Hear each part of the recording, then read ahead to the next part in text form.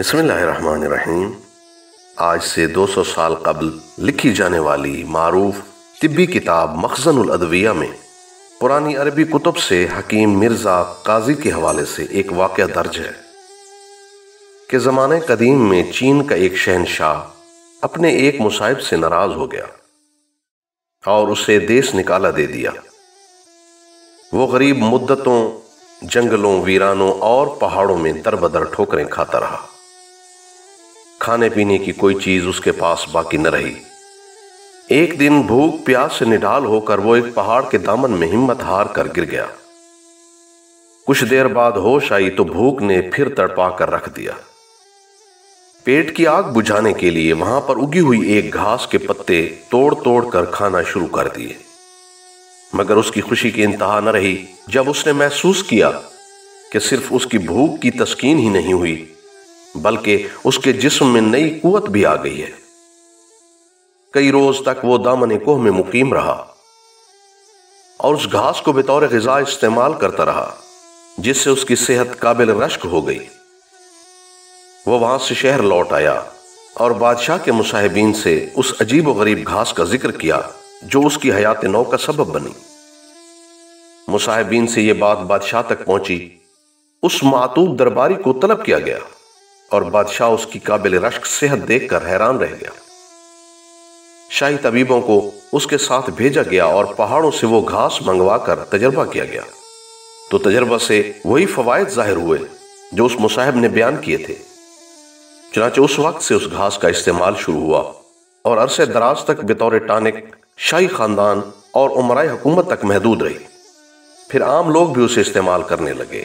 آہستہ آہستہ چین کے لوگوں کا قومی مشروب بن گئی۔ تو سامعین، وہ گھاس کیا تھی کہ جس کے سبب اسے صحت ملی اور شاہی خاندانوں اور امرائے حکومت کا ایک مشروب بنا، اور چین کی حکومت نے اسے قومی مشروب کا لقب دیا؟ سامعین گرامی، وہ گھاس چائے کا پودا تھا جس کی پیداوار چین کے ملک سے شروع ہوئی۔ بلا شبہ تاریخی اعتبار سے چائے 5000 سال قدیمی مشروب ہے۔ چائے کا لفظ چینی لفظ چا سے نکلا ہے۔ چائے پینے والوں کی ابتدا قبل مسیح سے وابستہ ہے۔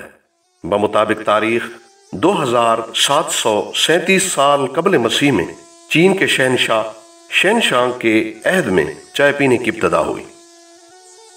چین کے لٹریچر میں چائے کا ذکر 350 عیسوی میں ملتا ہے، اور یہ چائے کا پودا چین سے دوسرے تمام ممالک میں مسلمان سیاحوں کے ذریعے پہنچا۔ ایک مسلمان سیاح سلیمان سیرانی، جس نے ابو زید سیرانی کے ساتھ کئی مرتبہ چین کا سفر کیا تھا، اپنی تالیف سلسلۃ التاریخ مطبوعہ 851 عیسوی میں لکھا ہے، چین میں ایک قسم کی گھاس پائی جاتی ہے جسے وہاں کے لوگ جوش دے کر پیتے ہیں، اور تمام شہروں میں بڑے وسیع پیمانے پر وہ گھاس بکتی ہے۔ اس سے چینی حکومت کو بڑی آمدنی ہوتی ہے۔ وہاں کے لوگ اس گھاس کو ساخ یعنی چاہ کہتے ہیں۔ اس میں قدرے تلخی پائی جاتی ہے۔ اسے کھولتے ہوئے پانی میں ڈال کر پیتے ہیں اور بہت ہی مفید اور مقوی ٹانک سمجھتے ہیں، جس کا کوئی دوسرا مشروب مقابلہ نہیں کر سکتا۔ جاپان میں چائے کا باقاعدہ استعمال 15ویں صدی عیسوی میں شروع ہوا۔ روس میں پہلی بار چائے سن 1638 عیسوی میں وسطی منگولیا میں مقیم روسی سفیر ستار کوف کے ذریعے ماسکو پہنچی۔ منگولیا کے حکمران الاتین خان نے زار روس کو بطور تحفہ چائے کے 200 پیکٹ ارسال کیے۔ ستار کوف اسے بیکار چیز سمجھتا تھا اور بادل ناخواستہ اسے ماسکو لے گیا، لیکن زار روس اور اس کے مصاحبوں کو اتنی پسند آئی کہ اسے قومی مشروب کا درجہ دے دیا گیا۔ چائنا کے لوگ کھولتے ہوئے پانی میں چند پتیاں چائے کی ڈال کر ایک مشروب بناتے اور اسے پیتے تھے، مگر انگریزوں نے اس مشروب میں پہلے چینی یعنی شکر اور بعد میں دودھ ڈال کر اس کی نوعیت تبدیل کر دی۔ ہر سال 15 دسمبر کو چائے کا بین الاقوامی دن منایا جاتا ہے، اور جن ممالک میں یہ دن منایا جاتا ہے ان میں سرفہرست ہندوستان، سری لنکا، بنگلہ دیش، نیپال، ویتنام، انڈونیشیا، کینیا، ملاوی، ملائیشیا، یوگنڈا اور تانزانیہ ہیں۔ जैसा कि बयान किया गया है कि चाइना के लिटरेचर में चाय का जिक्र 350 ईस्वी में मिलता है और जापान में 6ठी सदी ईस्वी में चाय का मैलान बढ़ा और ये चाय 800 सदी ईस्वी तक जापान में रिहायशी बुद्ध मत मजहब की मजहबी रसूमात और रिवायात का हिस्सा बन चुकी थी और वो लोग इस मशरूब को सकाफत में शामिल करके मेहमानों को पेश करने लगे। सन 1560 ईस्वी में चाय की बरामदात में इजाफा हुआ और ये इटली यानी यूरोप की तरफ फरोख्त की गई। अलबत्ता बेख्तिलाफ तारीख यूरोप को चाय का पहला बहरी जहाज 1610 ईस्वी में विलिंदीजी ताजरों ने भेजा जो कि चाइना और जापान से माल तिजारत खरीदा करते थे। फिर उन्हीं ताजरों ने 1650 ईस्वी में अमेरिका की तरफ भी चाय को भेजना शुरू किया और इसकी महंगाई की वजह से चाय इब्तदा में फकत उमरा और रुआसा का मशरूब था। सन 1652 ईस्वी को पहली मर्तबा बरतानिया की तरफ चाय की तिजारत का आगाज हुआ। अब बात करते हैं बरे सगीर पाक हिंद की, तो यहाँ पे ईस्ट इंडिया कंपनी ने चाय की दरामद का आगाज किया और फिर बरे सगीर पाक हिंद में चाय काश्त की जाने लगी और काश्त का आगाज 1823 ईस्वी में हुआ। तो सामीन ग्रामी, अब दुनिया के 46 ममालिक में चाय की फसल की काश्त होती है जिससे ये मशरूब तैयार होता है। लफ्ज चाय दरअसल चीनी जबान का लफ्ज है जो दो लफ्जों से मुरक्कब है, चा और ए। चा उस मशरूब को कहते हैं जिसमें ये बूटी डालकर गर्म करके उसका अर्क निकाला जाता है और ए पत्ती को कहते हैं जो पीने के लिए नहीं बल्कि फेंकने के लिए होती है। लुग़वी मानों में सब्ज घास को कहा जाता है लेकिन इस्तिलाहन ये लफ्ज उस पौधे के लिए इस्तेमाल होने लगा जिससे चाय बनाई जाती है। सामीन ग्रामी, चाय की माहियत के बारे में अगर बात करें तो ये एक झाड़ी नुमा पौधे की पत्तियां हैं जिसकी ऊंचाई 1 गज या इससे कुछ ज्यादा होती है। इसका पौधा बड़ी हिफाजत और एहतियात के साथ परवरिश पाता है। इसके पौधों को पहले गमलों में बोया जाता है। 6 माह बाद जब पनीरी तैयार हो जाती है तो बड़े बड़े कतात जमीन पर कतार अंदर कतार बो दिया जाता है। इसकी काश्त सतह समंदर से 5000 फीट बुलंद ऐसी पहाड़ी ढलवानों पर की जाती है जहां बारिश की औसत 56 से 60 इंच सालाना हो। इसकी पत्तियां मेहंदी या अनार के पत्तों जैसी होती हैं जिनके किनारों पर छोटे छोटे दंदाने होते हैं। शुरू में इनका रंग भूरा होता है जो पुख्ता होने पर सब्ज हो जाता है। इसका फूल सफेद रंग का होता है और इतना खुशबूदार कि मीलों तक इसकी महक जाती है। इसके पत्तों में तलखी होती है लेकिन उबालने से ज़ायल हो जाती है। चाय की पत्तियां 3 साल बाद चुनना शुरू की जाती हैं और साल में 3 बार तोड़ी जाती हैं। चाय की अक़साम के हवाले से मुहक्किकीन ने यह लिखा है कि इसकी 1000 से ज्यादा अक़साम हैं जिनमें से ज्यादातर खुदरौ हैं, लेकिन रंग के एतबार से 3 अक़साम मशहूर हैं, सफेद, सब्ज और स्याह। सबसे बेहतर वो सफेद चाय है जो खुशबूदार हो और जिनकी पत्तियां अध खुली हों, लेकिन ये किस्म कम याब है। इसके बाद सब्ज चाय का नंबर आता है मगर इसमें खुश्की ज्यादा होती है। सबसे घटिया किस्म स्याह रंगत वाली है जो हमारे यहां ज्यादातर इस्तेमाल की जाती है।